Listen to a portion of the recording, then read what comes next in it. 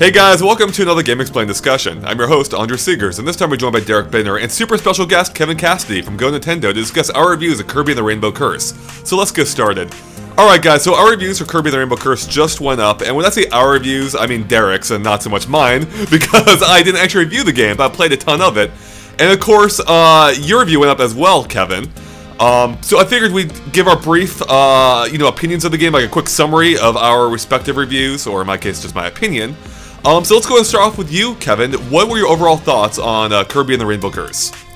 I'd been looking for another experience similar to Canvas Curse on DS, and this was pretty much that. I mean, the look of the game is amazing in and of itself. I know you're playing on the Gamepad most of the time, but I had the TV on as well, and it's a gorgeous-looking game, but as far as gameplay goes, it followed up nicely after the DS game. I didn't think it was anything too sophisticated or anything like that, but just the experience of going through the levels, and I thought they were nice, lengthy levels where you really get to experience a whole bunch of different things within those levels. And obviously you're not controlling Kirby in a traditional way, but I thought it all really came together well. I really liked the whole package. Yeah, it's sort of the way it was for me. It feels like they took the concept of Canvas Curse and just fully realized it and took all the elements that worked for that game and some of the elements that didn't and just tried to find a way to make it all work. Because the puzzles in this game are really good. Those metal ball puzzles, they're simple, but they're still like using the ropes in a very different way. Using the ropes to block different hazards, and you really had to think about your placement because, I'm going back through all my footage for guide stuff right now, and it's amazing to me seeing how rough I was in the beginning and then how by the end you are just so efficient with your strokes and blocking everything and making sure Kirby is going exactly where you want to. You can actually see the learning curve of grasping this game, and I think it's all the better for it. Yeah, that's a really good point. Like, when you start out playing, you're definitely not as acclimated to how you got to move Kirby around and his physics and stuff like that, but as you go along, it becomes like I said in my review, it's kind of like Zen. You just fall into the spot where, you're drawing smooth lines in the right directions and everything's just flowing naturally. That's a good way of putting it. Like, it really, I mean, for me, also felt extremely natural. Like, once you get used to it, it almost feels like you are controlling Kirby directly. Like, even though you're not at all, but it becomes to that point where it almost feels like, it feels very elegant, I found. And yeah, so for me, I thought like the core gameplay along with the visuals and the music for me was amazing. Like, just made it feel like a really polished experience. Now, I don't know if I loved it as much as some people out there did. I liked it. I did like it. But some people I know really loved it. But I thought it was another great installment in the Kirby series, and I was a fan of Kirby and the Canvas Curse, so it was good and surprising to see when they announced another game was coming in that series. Yeah, I didn't think they were going to do another one. I mean, when did that come out? Like 2005 or something like that? Yeah, it was like an early DS game. Yeah. I remember that coming out, and that was like the game, or one of the earliest games to show people, like, here's what you can do with the touchscreen with more traditional games. And I was like, oh, this is really cool. I'd like to see more of this. And then they never did another one. No, I mean, I'm sort of the same way because I didn't pick up a DS until the DS Lite came out. My first two games were New Super Mario Bros. And Canvas Curse, and I fell in love with Canvas Curse. I thought it was brilliant, all the different ways you could use Kirby, and I actually felt it was very challenging back in the day. I think it's been a very long time since I played Canvas Curse, but I think the challenge is actually greater with that game than Rainbow Curse. I felt like the mechanics worked a little bit better here, and it wasn't quite as frustrating. Of course, I'm also a little bit older and theoretically better, so... Well, theoretically. Theoretically.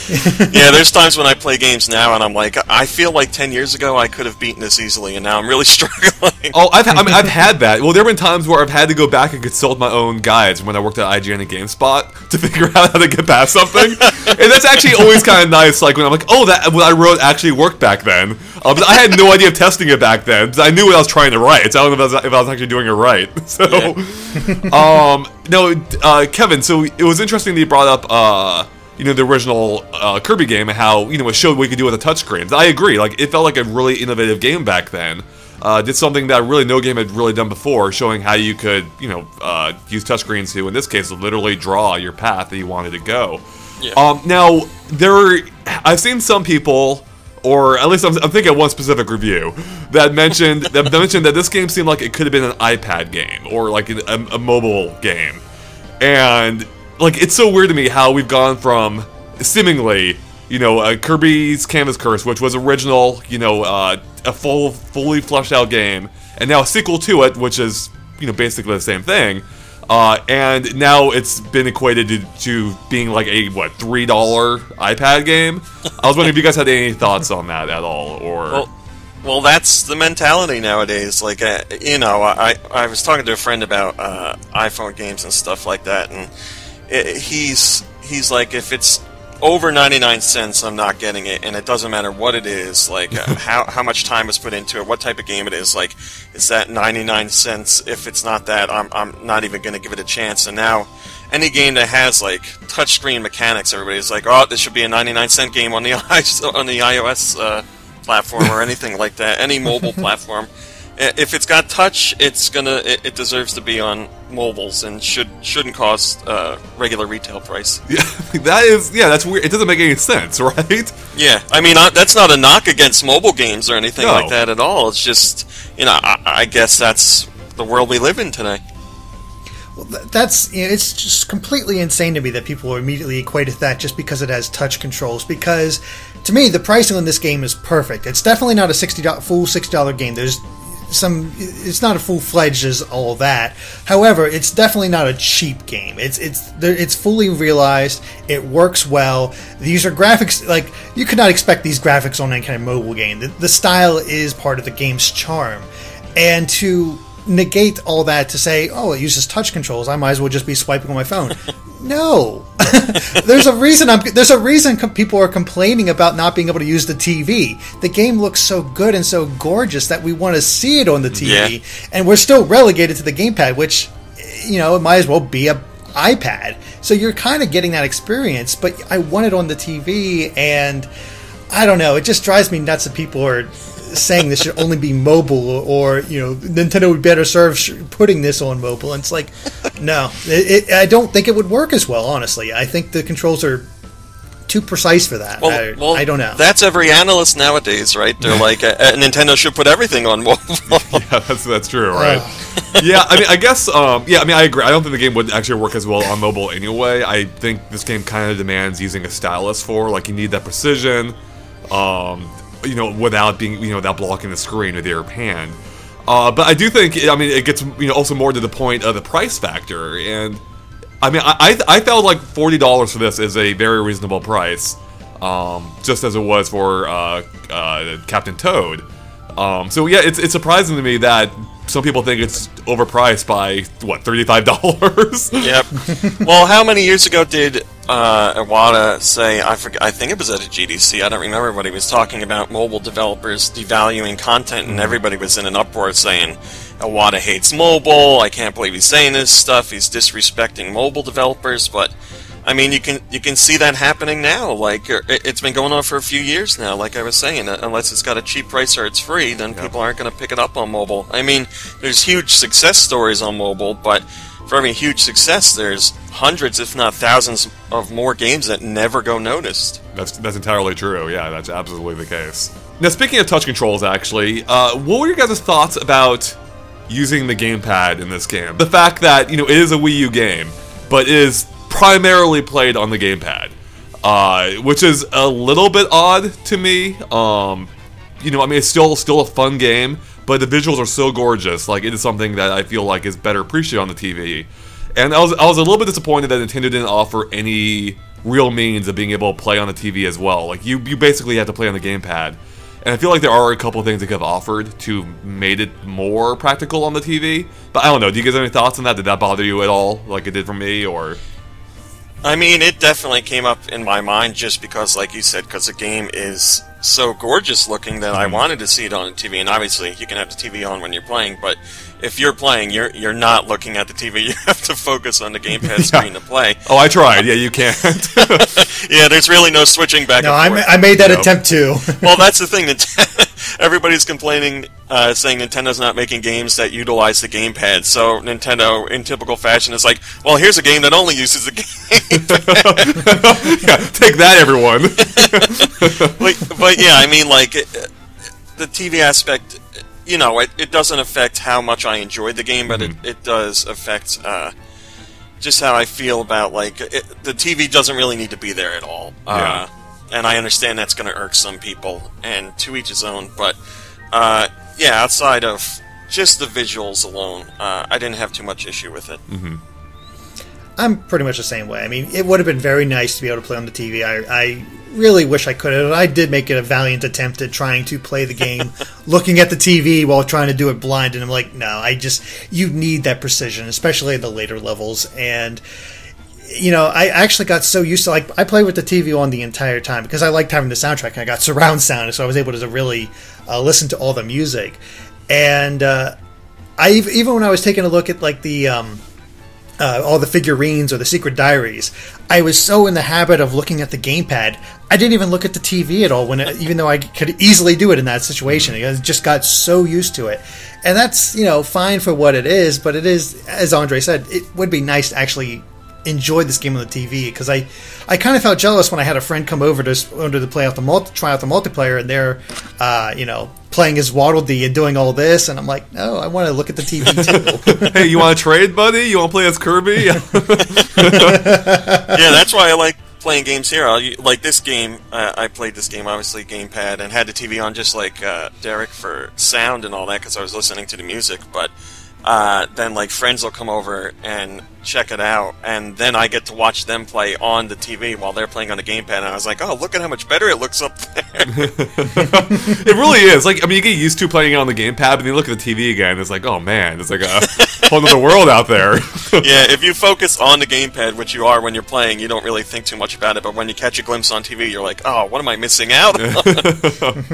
But, I mean, yeah, I thought this game, like, truly was gorgeous. Like, really the presentation in general, I thought was great. And another, like, it doesn't come across, for the most part, as, like, a budget title. Like, it really, like, visually and the audio as well. Like, I thought the music was amazing in this game. It really felt to me like a fully produced game. The only thing that really stood out to me as being, maybe besides its length, as being of more budget variety, was the repeated boss fights. Which isn't a huge deal, but whenever that happens, it always kind of takes me out of it a little bit. It's like, okay, I saw you before, you know? I killed you, I'm done with you. Yeah. I mean, you know, color swapped bosses and stuff like that. Yeah, it bothers me a little bit, but then I start to think about it, and I'm like, well, like, how many times have I fought the tree as the first boss in the Kirby game? Like, when I see him this time around, I could say he's new, sure, because he's in clay, but he's not really new. He's gotten his ass kicked in all of them and cries at the end of every game, so... It is kind of sad, right? Like... I always feel bad for him. I always feel bad for him. I don't know why he's evil in the first place, but when I see him crying, I'm always like, what have I done? Yeah, I mean, like, it's not like he's going anywhere. Kirby's the one picking a fight with him. I love his face when you do that, the Star Dash attack into him. He's just like, it's all mashed in, and he's like, oh god, oh god, oh god. But, no, I agree. In some ways, I was a little disappointed that there wasn't more boss variety. We only got really 5 total different bosses. Having those 3 repeat, I didn't mention it in my review because overall I thought it wasn't that big of a deal. Yeah. It's a budget title, but even though they use the same kind of tactics in those later boss fights, but there was new aspects to them that made them feel a little different.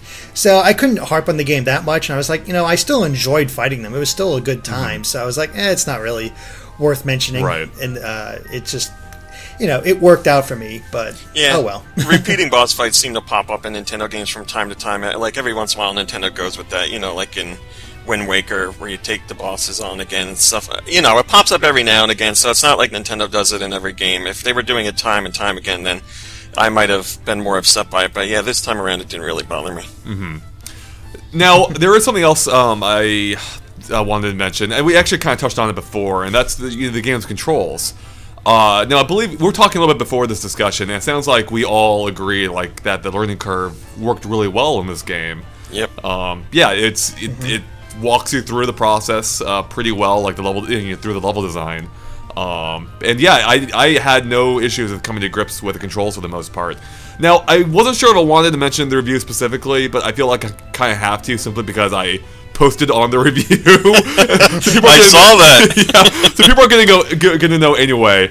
Now, I do want to clarify, like, I usually don't do that. Actually, I think that's the first time I've ever posted on another review, and I still fully respect their opinion. Her opinion on the game, or GameSpot's opinion, I should say. I'll clarify that it was GameSpot's review.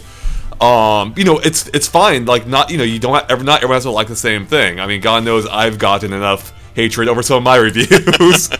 Oh, you only like Kid Icarus? You love that game? What?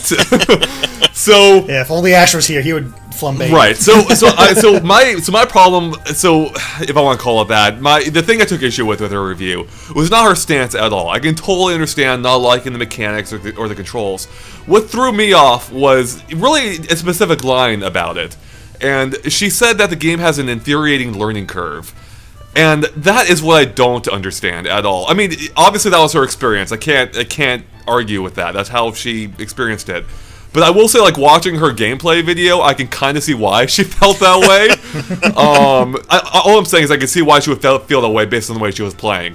Because for me, I had no issues with this game at all, control-wise, for the most part. Except maybe one of the transformations is a little bit weird for me. But overall, like, I had no issues with the controls. So I was wondering what your guys' stance was on that and how you felt about.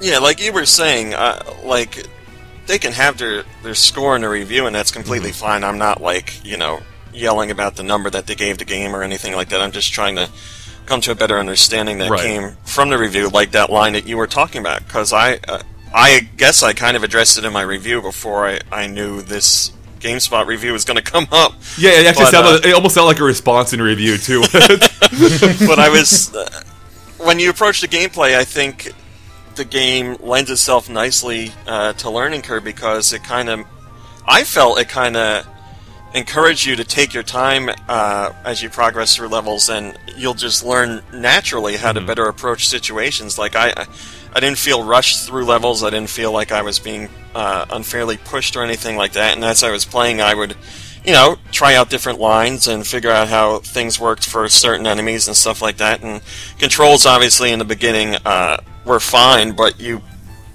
come to learn them better as you go along. I felt it really worked that well. I didn't think the earlier levels were anything too challenging, and they give you plenty of room to explore and plenty of reasons to, like, hunt around for secrets and stuff like that. So I feel through all that you get a really nice feel for how the controls work. So I didn't find the learning curve frustrating at all. The learning curve is, I think, so wonderfully structured because there are so many ways that they sort of show you how to take care of things that come up later. One of the best examples is the waterfalls. The waterfalls don't damage you at all. They just impede your progress. You can't go forward. So you have to use a line in order to block those off in order to go forward. So by the time you get to the lava level where you have falling lava, you can know that you can block those off and go through just fine. There's always these sections in the level that show you exactly what you need to do in a safe environment, so you're not, like, caught off guard and left without a way to get through. You know exactly what to do because you were able to experience that in a safe environment. So when you do get to the harder stuff, you know what to do. So I feel the same way. I totally respect her opinion. That was her experience. That's you can't change that. That's just how she felt. I wonder, though, if the conditions of her playing might have affected her opinion. Because if she was rushed and she had to skip all this stuff and she couldn't go at the leisurely pace that Kevin and I were able to go through, you wouldn't pick up on those context clues on it anymore. Even the later levels, it looked like she was having trouble figuring out exactly where Kirby was going to go in order to best utilize him, and she would run out of ink and die. It's unfortunate, but we don't know how those bigger sites work. Well, you might, Andre. So I don't know what kind of deadline she was under. So that might have affected things, I think. I was going to say that's a fantastic point. Like that's exact. I was talking about that with Jonathan Holmes from Destructoid. We were saying we don't know the deadlines that these people are under, and I think it has a lot to do with all reviews from major outlets. Like, we don't know the time. Obviously, they're under some sort of time crunch, and I'm guessing it might be more than what our crunches are. But that experience, that rush, if there is a rush, could definitely impact how you see the game coming out and how the game plays for you and how your experience overall works out. Like, I could definitely see it negatively impacting it, because I don't know many developers that are going to create a game and say, well, I hope they play this and finish it in 2 hours and skip over all this stuff and not take the time to look at all the little details that are in there and everything like that. And I understand that sometimes there are deadlines where you can't take a leisurely pace, but I think in those instances it might be time for outlets to consider maybe not running to post a review at the embargo deadline or on the day of launch or whatever. Just, put out a impressions article or a preview or something like that saying this is where we're at, this is what we've done, we'll give you a full review when we feel we've really gotten an idea for what the game's about. Yeah, I mean, I've been thinking about this. Like, the only other thing I wonder is if, because, I mean, to me, I felt like the game did a pretty natural job of, helping you get used to the controls. But I also played Canvas Curse, years ago too, so I already had a little bit of familiarity built in, even though it's been years since I played that game. So I only wonder if maybe the game doesn't do maybe not for everyone does a perfect job of explaining how exactly you should be drawing those lines and whatnot. So I'm thinking maybe she just picked up like bad habits, so to speak, like bad muscle memory on what to do, and that just did not work in those later levels. Well, again, this isn't a knock on GameSpot or anybody else for that matter, but like us, we're playing a lot of Nintendo games. Obviously, we've been Nintendo fans for a really long time. I mean, I play games on every system. I have every system. I'll play anything. I'll give anything a chance. But we're big Nintendo fans, so we've been playing Nintendo style games for a really long time. So that might play into our experience. Like, it might be second nature for us, and we might not even realize like how, let's say, someone that focuses more on the other consoles and plays more, I guess, first-person shooters or action-adventures, stuff like that, how their experience with something like Kirby and the Rainbow Curse might be wildly different, so it might not come as quickly to them. Yeah, that totally could be the case. Yeah, Nintendo games do have that very distinct feel to them. At least their platformers, especially. Like they kind of have their own pace, their own thing going on. Yep. All right. Well, do you guys have any final thoughts about anything we've covered or anything else you wanted to bring up before we wrap it up here? I would like to see this style come back in the same way that we had Kirby's Epic Yarn, and that visual style was just so wonderful. And then now we're seeing it come back with Yoshi's Woolly World. Dude, I want that game. Yeah, Yoshi's Woolly World. I couldn't remember the name. We haven't had any information on it in so long. I kind of forgot the name. But Yoshi's Woolly World, how it came back. I really hope this clay style comes back. I want to see other games use it because it looks so great, and I think it would really work for other types of styles. Like, what the heck? Let's give Yoshi a clay game as well. Yeah. I'm down for it. Yeah, like when I saw screenshots and footage, I thought the game looked great, but I don't really think that stuff does it justice until you get it like in your house on your gamepad and on your TV and you really get to experience it that way. Like, I knew what it was all about and I knew what it looked like from all the coverage that we've done, but when I actually got it here and played it, I was that much more blown away. I was like, man, they definitely need to use this style more. It is a great style, and Nintendo does seem to be like branching out with their styles recently. With Yoshi's Woolly World, this, and yeah, I mean, it's just other games as well. Like, they've been exploring new styles, and I love it. I love seeing them branch out and try new things, and giving each game a really distinct look to it. So I'll be curious to see what else comes down the pipipeline here. Well, Kirby's their guinea pig for all their crazy ideas and different kind styles. Of is. So yeah. If something's going to happen, I'm guessing it'll be Kirby down the line. The only downside is there's so many. If you want to call this a downside, Kirby, they branch out with Kirby so often. Yeah, we very rarely get a sequel to one of those spin-off titles this. So this game kind of is the exception. My point, though, is that I'm still waiting on Kirby's Pinball Land 2. Where is it, Nintendo? I thought that's what this whole show was going to be about. I'm sorry, man. It should have been. I screwed up. Alright, well I think that wraps up for us here, so thanks guys for watching. If you liked our discussion, make sure to like and follow us on Facebook and Twitter at GameXplain, which you can find links to in the description below. And of course, you can find Kevin over on, I probably don't need to tell people, everyone knows where to find you, GoNintendo. Is there anywhere else they can find you, Kevin? Like on Twitter or Facebook or anything, or? Yeah, they can follow on Twitter at GoNintendo Tweet, and I apologize for the insane amount of tweets that are going to come out, so if you're not a real hardcore Nintendo fan, don't follow, because you're going to get frustrated. It really is like the best way to keep up on Nintendo news, though. Like it's you're one of the few people I'm subscribed to because it is super useful. So. Well, thank you, and I apologize to you personally. Alright, well thanks for watching guys, and keep an eye on GameXplain.com for more on Kirby and the Rainbow Curse and other things gaming as well. Alright, thanks guys, bye.